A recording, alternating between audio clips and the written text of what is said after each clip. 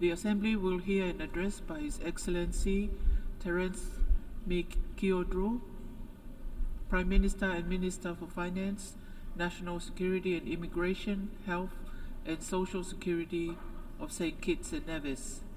I request protocol to escort His Excellency and invite him to address the Assembly.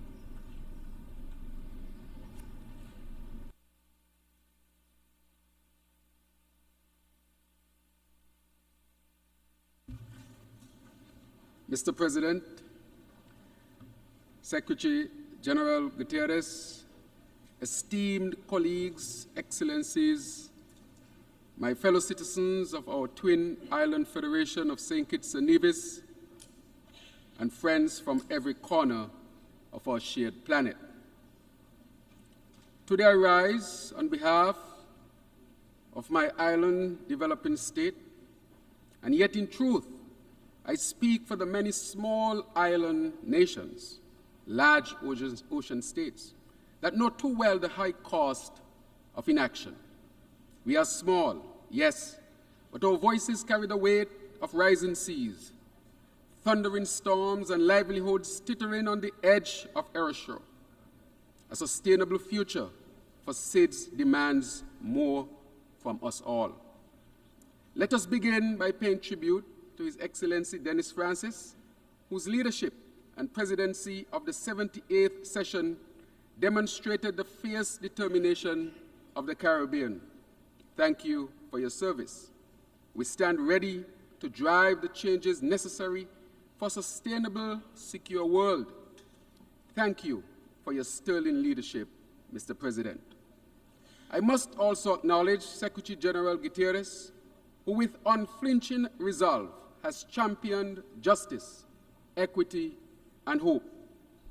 This past year tested our commitment to peace and security, yet it also revealed the vast opportunities we must seize if we are to steer humanity toward a better way.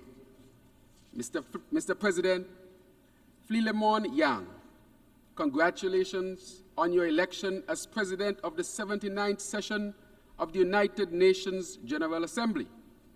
We have great confidence in your leadership as you guide us with the theme, Unity and Diversity for Advancing Peace, Sustainable Development, and Human Dignity everywhere and for all.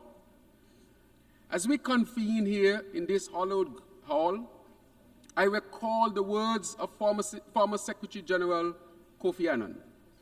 The future of peace and prosperity that we seek for all the world's peoples needs a foundation of tolerance, security, equality, and justice.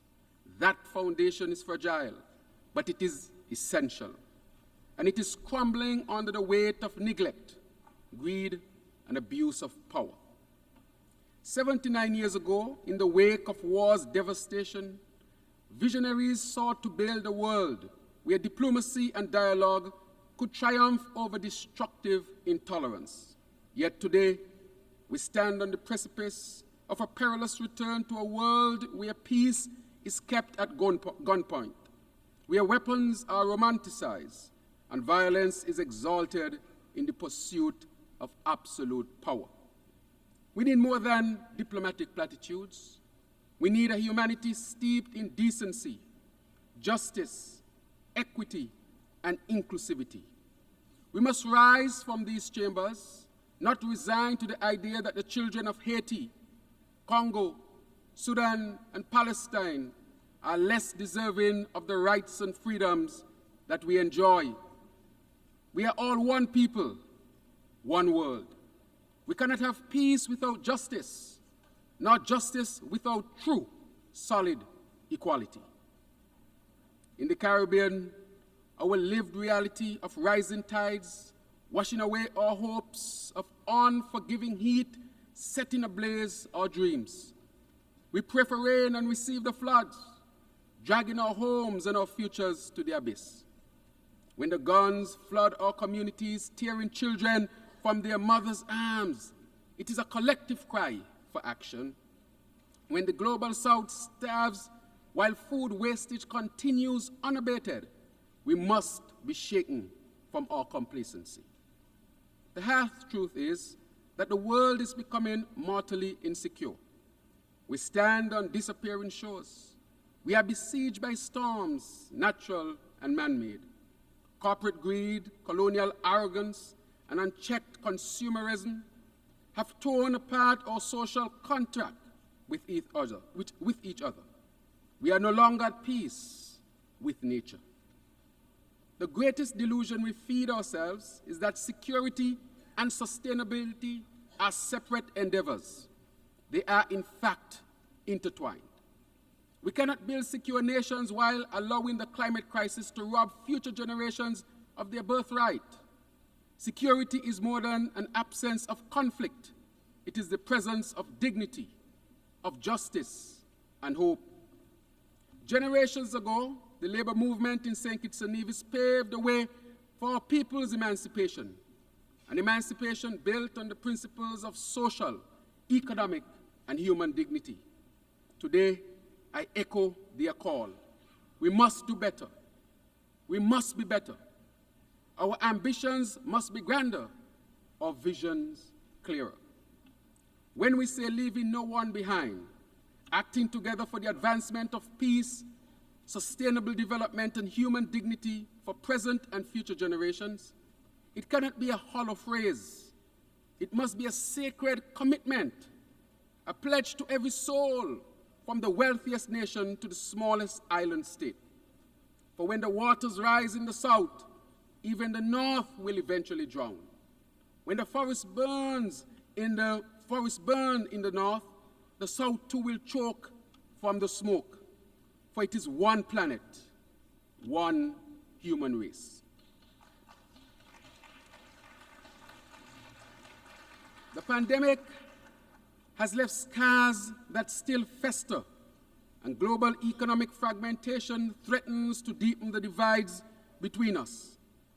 From small island states like mine, the failure to meet these goals is not just a disappointment, it is a death sentence.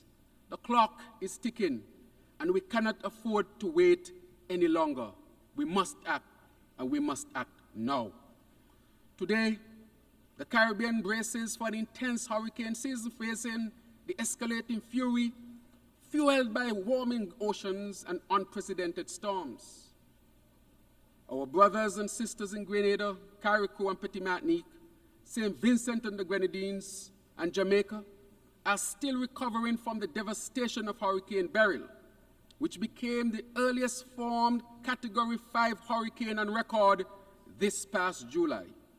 In the Pacific, our brothers and sisters there remain exposed to the incessant battering of typhoons that ravage their islands. And as I speak, the southeast United States is being pounded by Hurricane Helene. Lives and livelihoods hang in the balance as entire communities brace for the next assault. Hoteliers, for example, in my own country of St. Kitts and Nevis, have approached our government, stating that with a sense of dread, that they may soon no longer be able to market themselves as beach resorts or famous beaches, once the lifeblood of our tourism-driven economy are steadily disappearing under the relentless rise of the sea. The sands that once beckoned visitors from across the globe are now receding, swallowed by seas which continue to rise. The loss will be irreversible if we do not act, and if we do not act now. The Sustainable Development Goals were meant to shield us from such devastation, offering a progressive agenda to build resilience and safeguard all our citizens. Yet despite their promise, according to the UN's 2024 SDGs report, only 17% of the targets are on track. Nearly half are showing minimal or moderate progress, and over 1/3 have stalled or even regressed. The clock is ticking, and we must do more than observe its passage. We must act before these realities become permanent fixtures in our collective future. In May 2025, the government of St. Kitts and Nevis will proudly co-host the Global Sustainable Island Summit with Island Innovation, a pivotal event dedicated to advancing sustainable development on islands across the globe, titled Sustainable Future for Island Communities. This summit will build on the momentum of SIDS 4 conference held in 2024, tackling the pressing challenges island nations face. This summit will call to action, a space where we share practical solutions and partnerships that ripple far beyond our shores. Our islands are sentinels of climate change and the proving ground for sustainable development. It is with this spirit of shared responsibility and urgent action that I extend a heartfelt invitation to all leaders of island nations gathered here to come, to engage, to commit to meaningful change. A recent and commendable stride toward equity and inclusion has been the adoption of the MVI, the Multidimensional Vulnerability Index. This serves as a powerful testament to the potential of multilateralism when it is both purposeful and effective. St. Kitts and Nevis stands with the Caribbean community and the Alliance of Small Island States in welcoming Resolution 78/322, while urging this esteemed body to rally the necessary political will and resources to drive its implementation across international financial institutions and multilateral development banks. For us small island developing states, the MVI is not just another metric. It is a lifeline, offering a means to cushion the relentless blows of climatic and economic crises that disproportionately affect us. Its full implementation will demonstrate to the world that the United Nations, and by extension, the global system, remains committed to uplifting those most vulnerable. It will restore trust in a system that must not only recognize vulnerability, but actively work to address it. The time has come to reshape the United Nations, to reform its structures so that they reflect the realities of our modern world. Too many voices remain unheard. Too many nations marginalized. The UN Security Council must include representations from the regions most vulnerable to the threats of our time. Regions such as Latin America, the Caribbean, and Africa.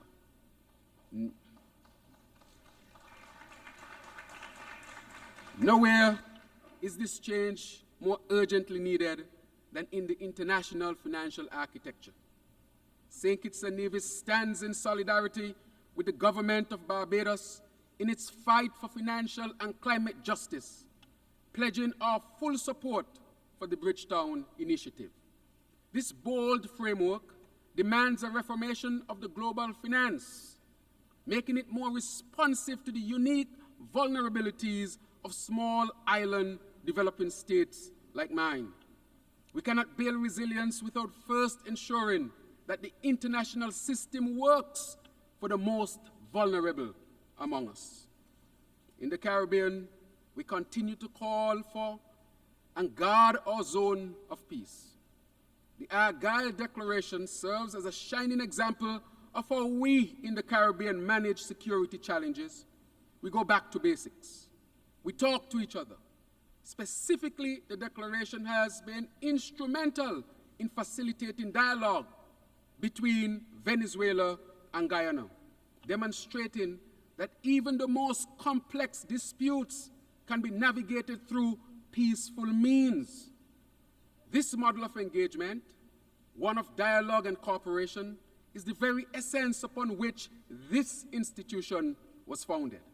The international community would do well to follow this approach and inject new life into our diplomacy. And to this end, I reiterate CARICOM's call for an unconditional ceasefire in Gaza to put an end to the suffering The only pathway to peace and to secure fundamental human rights and dignity is through the two-state solution, and St. Kitts and Nevis stand in full support. Mr. President, as we face these global challenges, we should always remember Haiti. I want to reiterate that again, Mr. President, that we should always remember Haiti.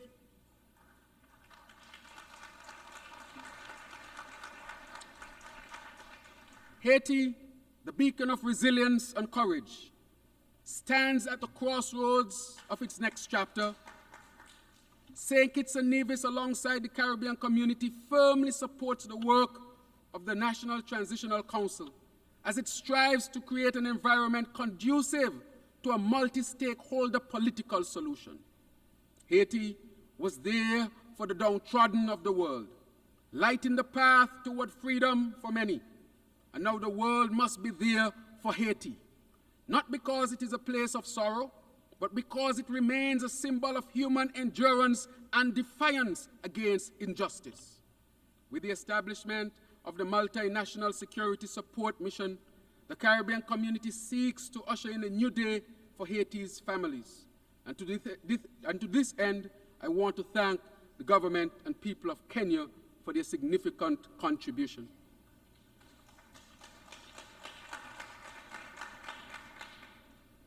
And of course, we want to usher in a new day for Haiti's families, a day where schools become places of learning, hospitals are places of healing, and markets are not arsenals for gangs, but havens for community and prosperity. Haiti's future is not only one of security, but one of sustainability, and we must rally to give it the peace it deserves. Mr. President, year after year, this body sends a strong message to the people of Cuba, a message of hope and a message of support. The embargo that has isolated Cuba for decades is not right, Mr. President, and it continues to be a stain on our collective conscience. St. Kitts and Nevis joins the Caribbean community in calling for an end to this unjust embargo and for Cuba's removal from the State Department's list of state sponsors of terrorism. Cuba has long been a friend to the Caribbean, its doctors, educators exemplifying true philanthropy. And I might state here, Mr. President, that I'm a graduate of the Cuban educational system.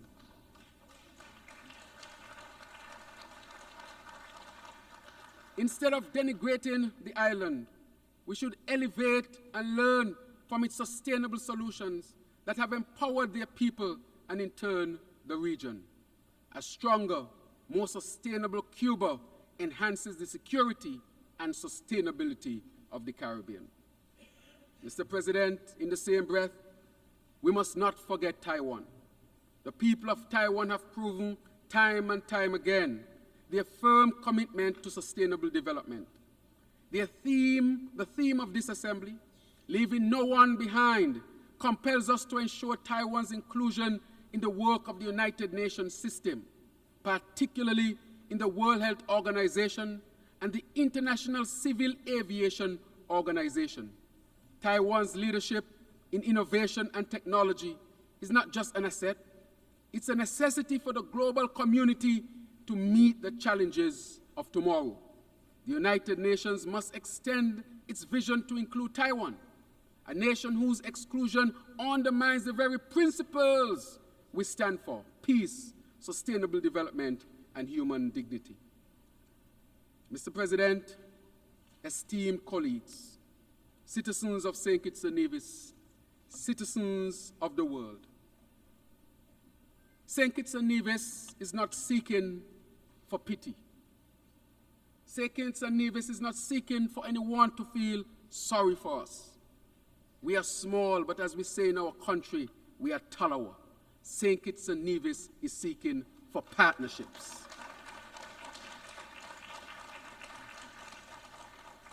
We are on a transformative journey to become a sustainable island state, guided by 7 pillars: which are water security, energy transition, food security, sustainable industry, sustainable settlements, circular economy, and social protection. We are taking bold and tangible actions by building renewable energy desalination plants for reliable 24/7 water supply, aggressively advancing geothermal energy on our sister isle of Nevis with the goal of a unified sustainable energy grid for both islands, St. Kitts and Nevis, and extending it to the rest of the Caribbean, constructing our first modern climate-smart hospital, building climate-smart, affordable housing solutions, ensuring that our people have safe, sustainable places to live and to call home, finalizing one of the Caribbean's largest solar plus storage projects. We are on track, Mr. President, to meet CARICOM's 25 by 25 agenda, reducing our food imports and bolstering local food production. We created, for example, a children's medical fund to ensure that disadvantaged families can access vital medical care for their children. And may I state, Mr. President, that as a result of this policy, St. Kitts and Nevis recorded no death of any child between the ages of 1 to 4 in 2023. We continue, therefore, to advance our education beyond our universal compulsory system, promoting lifelong learning as key to national development. All of these and more we are pursuing, Mr. President, demonstrating to the world that we don't just complain. We don't want to be a part of just problems. We want to be a part of the solutions. And that is why we will continue to seek partnerships, Mr. President. My friends, we stand at the crossroads. We can no longer afford the luxury of inaction.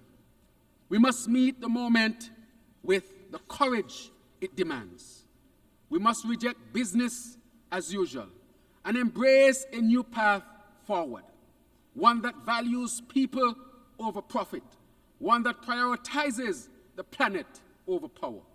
As we gather in this assembly, let us remember, we are all stewards of this fragile world. The rising tides do not respect borders, and the fires of conflict burn without discrimination.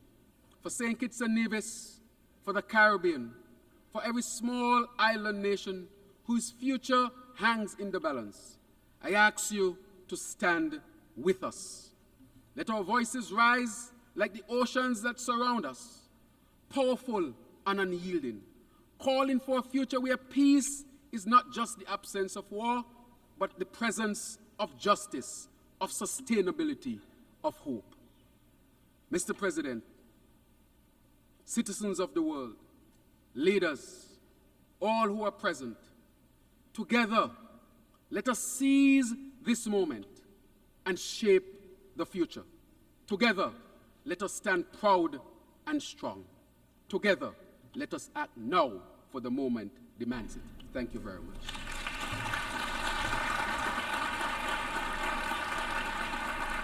On behalf of the Assembly, I wish to thank the Prime Minister and Minister for Finance, National Security, Immigration, Health and Social Security of St. Kitts and Nevis.